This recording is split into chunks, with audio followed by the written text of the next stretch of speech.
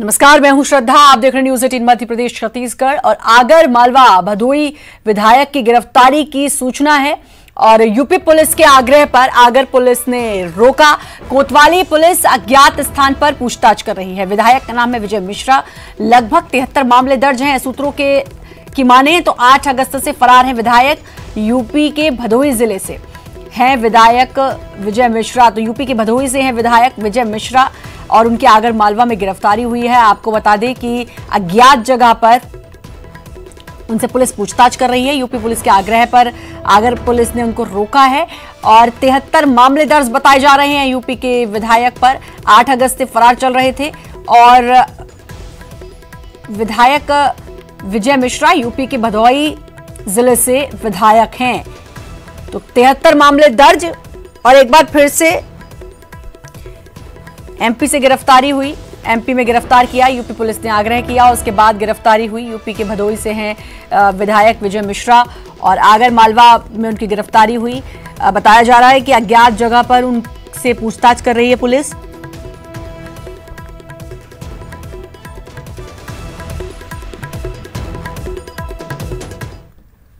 मुख्यमंत्री शिवराज सिंह चौहान ने अपने मंत्रिमंडलीय सहयोगियों से बेहतर काम करने की अपील की है। सीएम शिवराज ने मंत्री इमरती देवी की तारीफ की और उन्होंने कहा कि उन्हें उम्मीद है कि दूसरे मंत्री भी ऐसे ही काम करेंगे। शिवराज सिंह चौहान विभागों के कामों की समीक्षा के लिए मंत्रियों के साथ वर्चुअली संवाद कर रहे थे। शिवराज ने कहा कि सरकार के काम को लोगों तक पहुंचाने के लिए सोशल मीडिया का सहारा लें। आत्मनिर्भर मध्य प्रदेश बनाने के लिए जी जान से जुट जाएं। आत्मनिर्भर मध्य प्रदेश के रोड मैप के लिए एक ग्रुप बना है। सभी लोग 25 अगस्त तक इस ग्रुप में मुझे अपना सुझाव देंगे। सीएम ने कहा कि कोरोना का समय चल रहा है, इसलिए भीड़ जमा नहीं होने दे। को बदले हुए तरीकों से ही अभी कुछ दिन काम करना होगा। कल हमारे प्रदेश में 1014 पॉजिटिव कोरोना के निकले हैं और हमारे भी 1-2 मित्र संक्रमित हैं। वैसे तो पूरा मध्य प्रदेश ही हमारा मित्र है। हर भाई बहन जो कोरोना से पीड़ित होता है उसकी सेवा करके उसको स्वस्थ करना हमारी जवाबदारी है और हम वो कर भी रहे हैं। लेकिन हम सुरक्षित रहें और बाकी को भी सुरक्षित रखें, इसलिए इस समय वर्चुअल कैबिनेट और वर्चुअल कार्यक्रम होने हैं। सब पहली चीज जो मैं आज कह रहा हूं वो आप सबसे फिर आग्रह कर रहा हूं, आत्मनिर्भर भारत हमारा संकल्प है। आत्मनिर्भर भारत के लिए आत्मनिर्भर मध्य प्रदेश, प्रधानमंत्री जी ने आह्वान किया आत्मनिर्भर भारत का, वो बनाने के लिए आत्मनिर्भर मध्य प्रदेश। और अनुराग हमारे संवाददाता हमारे साथ जुड़ेंगे, लेकिन तारीफ की है मंत्री इमरती देवी की मुख्यमंत्री शिवराज सिंह चौहान में। और सिर्फ तारीफ ही नहीं की बल्कि बाकी मंत्रियों से भी उनकी तरह काम करने के लिए कहा है। इसके अलावा आत्मनिर्भर मध्य प्रदेश बनाने के लिए जी जान से जुट जाएं, ये भी कहा। कोरोना काल चल रहा है तो सोशल डिस्टेंसिंग का पालन करें, लोगों को ज्यादा इकट्ठे ना होने दें। तो मंत्री इमरती देवी ने जो मेहनत की, आज उनकी मेहनत रंग लाई, क्योंकि खुद मुख्यमंत्री ने उनके काम की तारीफ की है और बाकी सभी से कहा है कि इसी तरह काम करें, इसी तरह कामकाज संभालें। तो बैठक, वर्चुअल बैठकें चल रही थी, सभी कामों की समीक्षा के लिए बैठक चल रही थी। और ये भी मुख्यमंत्री ने कहा कि उम्मीद करता हूं कि बाकी लोग भी ऐसे ही काम करेंगे, बाकी मंत्री भी ऐसे ही काम करेंगे। इसके अलावा आत्मनिर्भर मध्य प्रदेश के लिए जी जान से जुटने की बात भी मुख्यमंत्री ने कही है सभी मंत्रियों से। साथ ही ये भी निर्देश दिए हैं कि कोरोना काल चल रहा है, कोरोना को लेकर ये पूरी जानकारी भी दी और ये भी कहा कि कोरोना काल चल रहा है, इसलिए इस चीज का साफ तौर पर ख्याल रखा जाए कि ज्यादा भीड़ न इकट्ठी होने पाए। तो मुख्यमंत्री शिवराज सिंह चौहान वर्चुअल बैठक, ये आज उनकी हुई समीक्षा बैठक थी। और एक और चीज कि सोशल मीडिया का सहारा ले, सोशल मीडिया से लोगों तक पहुंचने की कोशिश करें, काम को लोगों तक पहुंचाने का की कोशिश करें, इसके लिए सोशल मीडिया का सहारा लें, ये भी मुख्यमंत्री ने कहा है। तो ये वर्चुअल बैठक जिसमें समीक्षा की जा रही थी और उसमें उन्होंने मंत्री इमरती देवी की तारीफ की और साथ ही कहा कि उम्मीद करता हूं बाकी भी ऐसे ही काम करेंगे। और विभागों के कामों के लिए समीक्षा थी, आपको बता दें कि कौन कौन से मंत्री क्या क्या काम कर रहे हैं उसकी समीक्षा बैठक थी और वर्चुअल ये बैठक थी। और उसी बैठक में मंत्री इमरती देवी की तारीफ की है मुख्यमंत्री शिवराज सिंह चौहान ने और दूसरे मंत्रियों से कहीं ना कहीं मंत्री इमरती देवी से सीख लेने को भी कहा और कहा कि उम्मीद करता हूं कि बाकी भी इसी तरीके से काम करेंगे।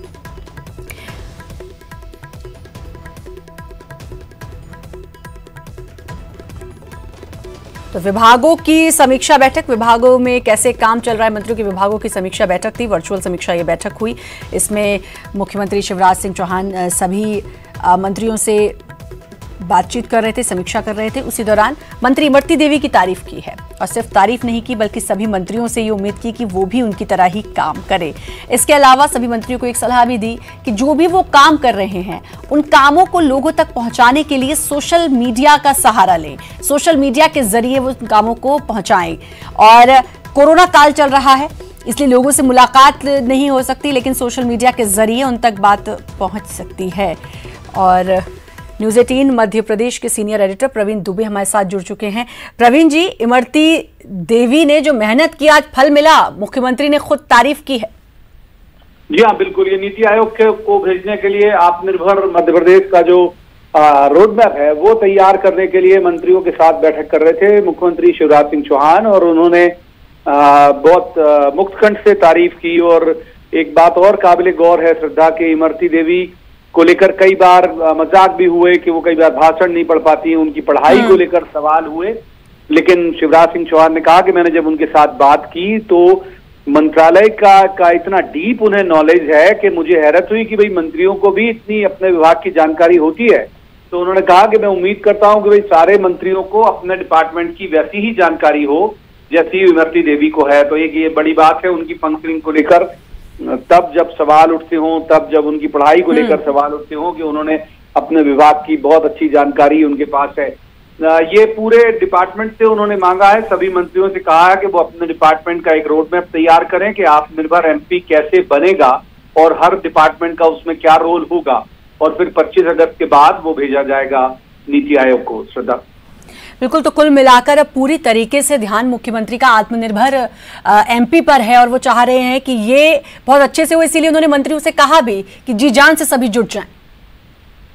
जी हाँ, बिल्कुल। और अगर मैं गलत नहीं हूं तो शायद मध्य प्रदेश इकलौता ऐसा राज्य है अभी तक जिसने आत्मनिर्भर मध्य प्रदेश, आत्मनिर्भर भारत जो प्रधानमंत्री नरेंद्र मोदी का सपना है, जो ड्रीम है, उसके लिए सबसे पहले पहल करने वाला राज्य जो है वो मध्य प्रदेश ही बना। और बहुत चाहते हैं मुख्यमंत्री शिवराज सिंह चौहान कि जितनी जल्दी ये हो जाए, क्योंकि कोरोना के बाद जिस तरह का पलायन हुआ है मजदूरों का और जिस तरह से रोजगार के संकट हुए हैं, उसमें कैसे एक आर्थिक तौर पर आत्मनिर्भरता का खाका तैयार किया जाए। और लीड लेना चाहते हैं वो बाकी राज्यों की तुलना में, इसीलिए वो बहुत रफ्तार से काम कर रहे हैं। जी, और जिस तरीके से मंत्री इमरती देवी से वो खुश हैं, अगर बाकी मंत्री भी इस तरीके से काम करते हैं तो जाहिर है उनका ये सपना जल्द पूरा भी होगा। बहुत बहुत शुक्रिया आपका प्रवीण जी जुड़ने के लिए। प्रदेश में 27 विधानसभा सीट पर होने वाले उपचुनाव से पहले कांग्रेस के पक्ष में साधु संतों की टोली फिर से मोर्चा संभालती हुई दिखाई दे रही है। कंप्यूटर बाबा, मिर्ची बाबा समेत कई साधु संत लोकतंत्र बचाओ अभियान में जुट गए हैं। इतना ही नहीं, कांग्रेस के समर्थन में ग्वालियर चंबल इलाके की 16 सीटों पर 2000 साधु संतों के साथ प्रचार में जुटे हैं। मिर्ची बाबा की माने तो इस बार उपचुनाव से पहले वो कोई हवन नहीं करेंगे, लेकिन दल बदलने वाले विधायकों को सबक सिखाने के लिए जनता को जागरूक करेंगे। वहीं कांग्रेस इस मुद्दे पर तोलमोल कर बोल रही है और उपचुनाव में जनता से जुड़े मुद्दों को उठाने की बात कह रही है। इन सबके बीच बीजेपी ने कांग्रेस पर चुटकी ली। पूर्व मंत्री उमाशंकर गुप्ता ने कहा है कि लोकसभा चुनाव में साधु संतों के हवन और हठयोग का हाल जनता देख चुकी है। तो एक बार फिर से बाबा मैदान में उतरे हैं और कंप्यूटर बाबा, मिर्ची बाबा एक बार फिर से सुर्खियों में मैदान में उतरे हैं। कांग्रेस की वो मदद कर रहे हैं, कांग्रेस का समर्थन कर रहे हैं। और इस बार मिर्ची बाबा ने ये तो कह दिया है कि वो कोई पूजा पाठ हवन नहीं करेंगे, क्योंकि लोकसभा चुनाव से पहले भी काफी पूजा पाठ की थी। का सवाल है, सबसे बड़ा सवाल ये है कि जिस प्रकार से लोकतंत्र की हत्या हो रही है, ये एक बहुत घातक है और इसके लिए धर्मगुरुओं का एक प्रयास है कि अब की बार सारे के सारे संत ये बिचे हुए गद्दारों को, जयचंदों को जनता के यहाँ तक आवाज़ पहुँचाएंगे और स्वाभाविक करके जनता इन्हें जवाब देगी, क्योंकि इस प्रकार से ये बिचते रहे तो लोकतंत्र के लिए बहुत बड़ा विधानसभा। कांग्रेस पार्टी तो आम जनता की लड़ाई लड़ रही है। कांग्रेस पार्टी तो क्यों खा गए किसानों का कर्जा, कमलनाथ जी का बनाई हुई जो योजना थी उसको शिवराज क्यों खा गए, सवाल ये है। तो देखिए, जनता बाबा जब साथ में हो तो ही राजनीतिक दलों का भला होता है। बाकी तो जो हश्र हुआ है वो सामने कोई समाधि लेने वाले थे, कोई कुछ करने वाले थे, लेकिन हुआ नहीं फिर। और अनुराग हमारे संवाददाता हमारे साथ जुड़ चुके हैं। अनुराग, अब एक बार फिर से बाबा आ चुके हैं, एक बार फिर से मिर्ची बाबा, कंप्यूटर बाबा, ये नाम मध्य प्रदेश के लोग बहुत अच्छे से जानते होंगे, क्योंकि जब जब चुनाव की बात आती है तो ये दोनों बाबा जरूर, इन दोनों बाबाओं का नाम जरूर आता है। और एक बार फिर से कांग्रेस का समर्थन, लेकिन एक बात यह भी है कि इस बार किसी हवन पूजन से इनकार कर रहे हैं मिर्ची बाबा। बिल्कुल श्रद्धा, देखिए 2019 का जो लोकसभा का चुनाव हुआ था उससे पहले दिग्विजय सिंह की जीत को लेकर चाहे वो मिर्ची बाबा हो या कंप्यूटर बाबा, इन्होंने तरह तरह के हवन किए थे, तंत्र क्रियाएं की थी ताकि दिग्विजय सिंह को जीत हासिल हो। लेकिन लोकसभा के चुनाव में साध्वी प्रज्ञा सिंह ठाकुर के आगे उन करारी शिकस्त से दिग्विजय सिंह को झेलना पड़ी थी। लेकिन इस बार भी उपचुनाव से पहले साधु संतों की टोली एक बार फिर सक्रिय होती हुई नजर आ रही है और उन तमाम विधानसभा सीटों पर साधु संत पहुंच रहे हैं जहां पर उपचुनाव होना है। हालांकि अब इस बार साधु संत किसी भी तरीके के हठ योग या तंत्र क्रियाएं करने से बचते हुए नजर आ रहे हैं। मिर्ची बाबा ने भी कहा है कि वो इस बार किसी तरीके का हवन नहीं करेंगे, लेकिन लोगों को जागरूक करने का काम जरूर करेंगे। यानी कि इस बार भी उपचुनाव में साधु संतों और बाबाओं का बोलबाला होगा, ये तय हो गया है, क्योंकि कंप्यूटर बाबा लगातार चुनाव प्रचार कर रहे हैं, वो लोकतंत्र बचाओ यात्रा निकाल रहे हैं। तो वहीं दूसरी तरफ मिर्ची बाबा भी अपने साधु संतों की टोली के साथ ग्वालियर चंबल इलाके में चुनाव प्रचार करते हुए नजर आ रहे हैं। लेकिन इस बार के उपचुनाव में ये साधु संतों का जादू कितना असरदार जनता पर होता है, ये तो उपचुनाव के दौरान पता चलेगा। लेकिन फिलहाल इस पूरे मामले को लेकर सियासत तेज होती हुई जरूर नजर आ रही है। सियासत बिल्कुल तेज हो रही है और कांग्रेस अब नपे तुले जवाब भी इस पर दे रही है। अब ये देखना होगा कि जो बाबाओं का आशीर्वाद अब कांग्रेस को मिल रहा है, क्या इस आशीर्वाद के बलबूते उपचुनाव में जीत दर्ज कर पाती है कांग्रेस या फिर नहीं। खैर, ये तो समय ही बताएगा, लेकिन इतना जरूर है कि अब इस पर सियासत जरूर शुरू हो चुकी है। अनुराग, बहुत बहुत शुक्रिया आपका तमाम जानकारी देने के लिए। गृह मंत्री नरोत्तम मिश्रा ने कांग्रेस और दिग्विजय सिंह पर एक बार फिर निशाना साधा है। नरोत्तम मिश्रा ने कहा कि कांग्रेस के पास कार्यकर्ता नहीं है, पार्टी में सब नेता ही नेता हैं, इसलिए वो आंदोलन क्या करेगी। बस और वो क्या करेंगे अभी, और आप लोग स्थान दोगे तो यही करेंगे। जन आंदोलन करने की स्थिति तो कांग्रेस की है नहीं ना, कार्यकर्ता तो बचे ही नहीं है, नेता नेता है, यही कर सकते हैं। जबलपुर में कोरोना काल में जिला प्रशासन के अजीब फरमान का पालन स्कूल के शिक्षक कर रहे हैं। जिला प्रशासन ने स्कूल के शिक्षकों की ड्यूटी रेलवे स्टेशन पर लगाई, जहां ये शिक्षक घूम घूम कर जुर्माना काट रहे हैं, चालान काट रहे हैं। ये शिक्षक वैसे लोगों का से जुर्माना वसूल कर रहे हैं जो मास्क नहीं पहनते हैं और सार्वजनिक स्थान पर थूक रहे हैं। बच्चों को ऑनलाइन क्लास देने की व्यवस्था करने की जगह जिला प्रशासन ने अब इनके हाथ में रसीद का बंडल थमा दिया है और रसीद कटवाई जा रही है।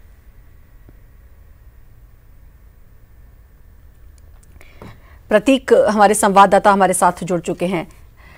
प्रतीक, ये नहीं सोचा जा रहा कि ये शिक्षक कैसे बच्चों को पढ़ाएं, कैसे ऑनलाइन व्यवस्था की जाए या क्या व्यवस्था की जाए, बल्कि अब ये रसीद काटने को मजबूर हो चुके हैं।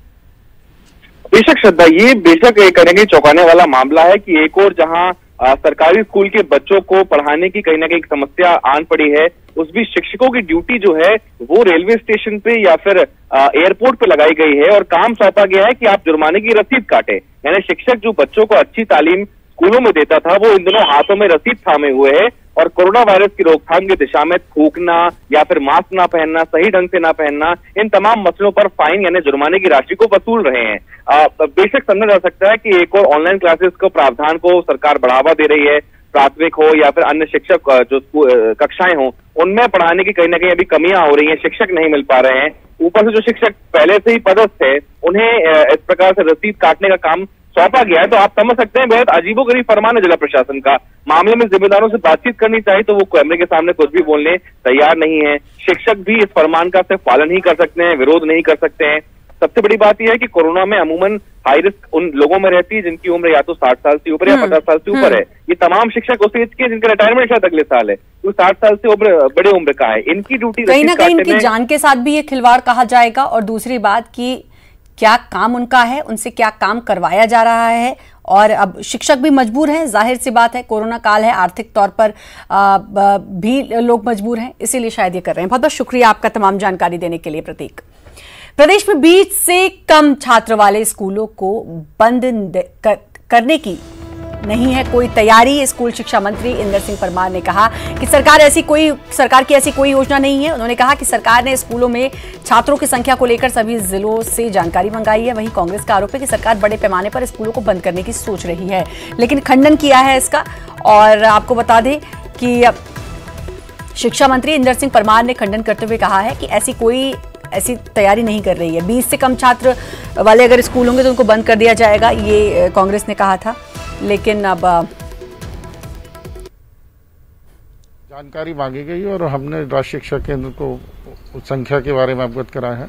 बंद करने के संबंध में कोई जो भी नीति का निर्णय है वो उच्च स्तर से लिया जाएगा। मध्य प्रदेश में सरकार चाहती है कि कैसे लोग पढ़े ना, और नहीं पढ़ेंगे तो सवाल नहीं पूछेंगे।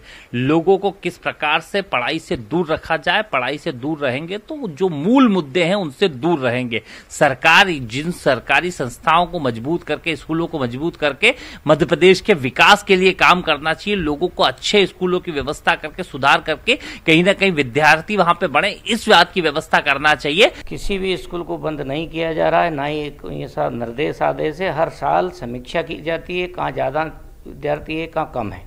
उसके आधार पर शिक्षकों का आकलन किया जाता है। और यदि किसी स्कूल में ज़्यादा कम होगा और 2 स्कूलों की दूरी पास में होगी तो केवल मर्ज करने की जो पहले से जो चल रही है, उसके अलावा कोई भिन्नता नहीं। वक्त छोटे से ब्रेक का है, जल्द हाजिर।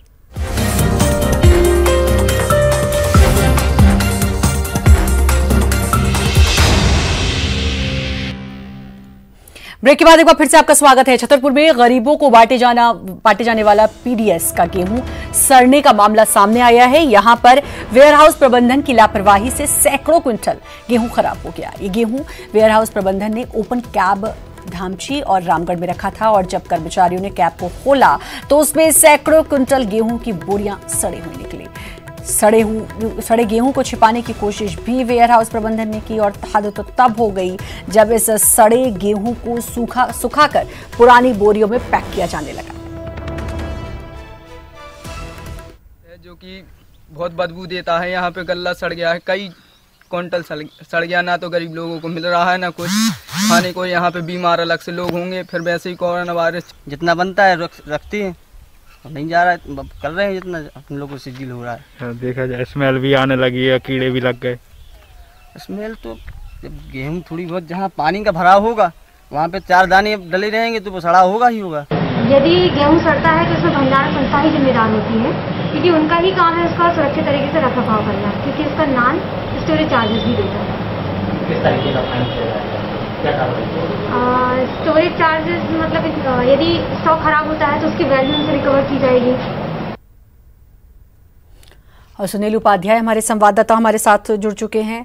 सुनील, एक तो गेहूं सड़ा, दूसरा अपनी चोरी छिपाने के लिए, अपनी गलती छिपाने के लिए उस सड़े हुए गेहूं को सुखाकर और फिर से पैक करने की कोशिश।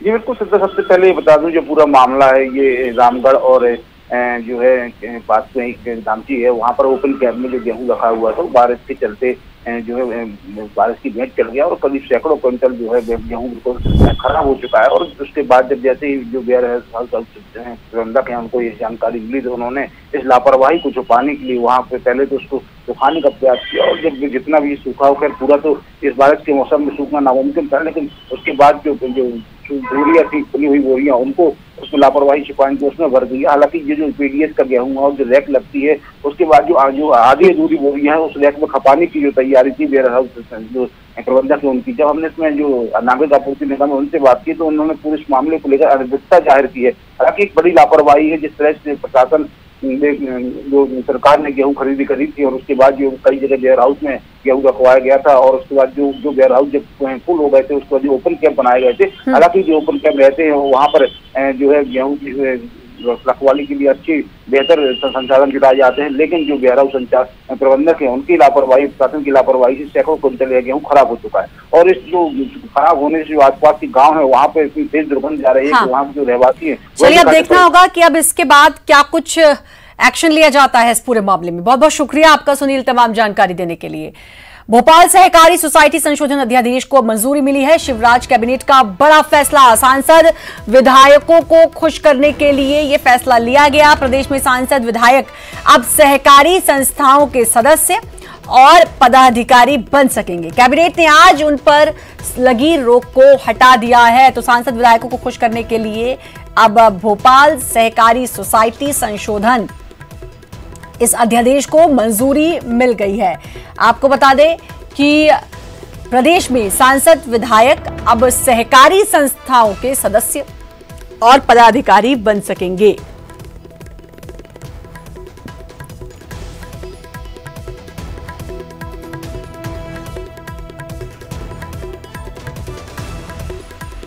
तो शिवराज सरकार का बड़ा फैसला, आपको बता दें कि आज कैबिनेट ने बड़ा फैसला लेते हुए सहकारी सोसाइटी संशोधन इस अध्यादेश को मंजूरी दे दी है। सांसद विधायकों को खुश करने के लिए फैसला लिया गया। प्रदेश में अब सांसद और विधायक सहकारी संस्थाओं के पदाधिकारी बन सकते हैं। आज अब तक इस पर रोक लगी हुई थी, कैबिनेट ने आज ही उस लगी हुई रोक को हटा दिया है।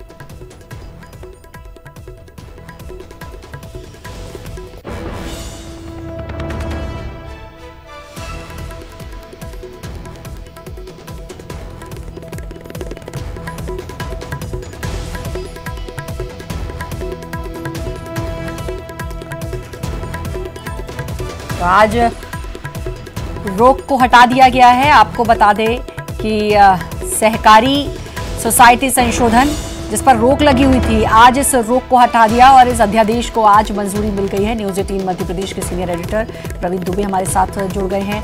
प्रवीण जी, ये बड़ा फैसला लिया है सांसद विधायकों को खुश करने के लिए, इतने समय से जो रोक लगी थी उसको हटाया गया। जी हाँ, बिल्कुल। पहले कोऑपरेटिव सोसाइटी में एक वक्त था जब जो कोई भी सदस्य था वो सांसद या विधायक बनने के बाद इसमें एक दिन भी नहीं रह सकता था, ये नियम था। लेकिन अब उस समय जब अगर आपको याद हो कि पहले जब विश्वास सारंग मंत्री नहीं थे तो लघु वनोपज संघ के अध्यक्ष भी थे वो उस वक्त, तो ये नियम उसके बाद लाया गया कि भाई ये लोग जो है यदि एमएलए या एमपी बन जाते हैं तो उससे हट जाएंगे। लेकिन अब आज इसमें फेरबदल किया गया है और ये कहा गया है कि भाई जो एमएलए और एमपी हैं वो भी इन कोऑपरेटिव सोसाइटीज में अध्यक्ष बन सकते हैं। मैं ये बता दूं आपको श्रद्धा कि जब इसे हटाया गया था तब ये तर्क दिया गया था कि सहकारिता के क्षेत्र में राजनीतिक दखलंदाजी नहीं होनी चाहिए। जो संस्थाएं हैं वो गुणदोष के आधार पर अपना फैसला करें। अगर कोई पॉलिटिकल इन्वॉल्वमेंट हो जाता है एमएलए या एमपी का तो वो पॉलिटिसाइज कर सकता है मामले को, लेकिन अब उसे बदल दिया गया है और अब ये कर दिया गया है कि भाई जो भी एमएलए या एमपी हैं वो हो सकते हैं। इससे फायदा भी होगा कि बहुत सारे काम जो डिले हो जाते थे या जो पूरे नहीं हो पाते थे, यदि मेंबर ऑफ पार्लियामेंट या मेंबर ऑफ लेजिस्लेटिव असेंबली उसमें होगा उसका मेंबर, तो वो ज्यादा रफ्तार से काम करा पाएगा। तो अच्छाई और बुराई हम कह सकते हैं कि दोनों चीजें उसमें संभव है। बुराई ये हो सकती है कि भाई पॉलिटिकल दखलंदाजी बढ़ जाएगी और अच्छाई ये कि जो काम है वो और स्मूथ चलने लगेगा। जी, बहुत बहुत शुक्रिया आपका प्रवीण जी तमाम जानकारी देने के लिए।